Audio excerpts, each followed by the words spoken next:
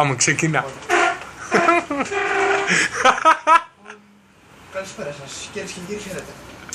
Λοιπόν, θα ξεκινήσουμε έτσι από τις κυριότερες ειδήσεις ημέρας. Λοιπόν, βλέπουμε, ανοίγουμε καρτέλα, παρακάτω, λοιπόν, ο κύριος Σόιμπλε.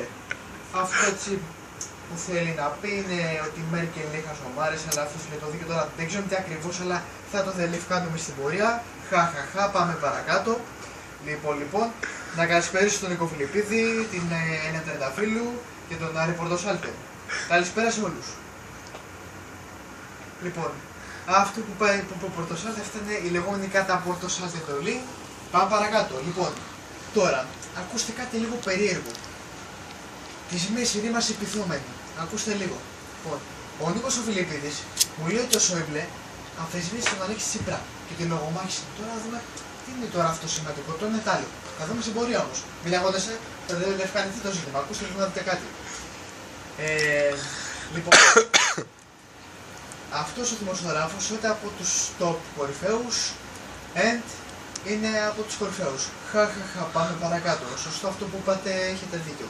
Λοιπόν, κύριε Πορτοσάλτε, πείτε μου κάτι σπουδαίο σχετικά με τον πρωθυπουργό μας, τον κύριο Αλέξη Τσίπρα. Λοιπόν, ξεκινάμε. Είναι ένας κορυφαίος υπουργός, αλλά έχει συγκεκριμένα αρνητικά. Αυτά, ποια είναι κύριε Πορτοσάλτε? Θα πει τώρα ο Πορτοσάλτε διάφορα. Λοιπόν, για να δούμε έτσι λίγο κάτι πολύ σπουδαίο. Λοιπόν, ακούστε όλοι.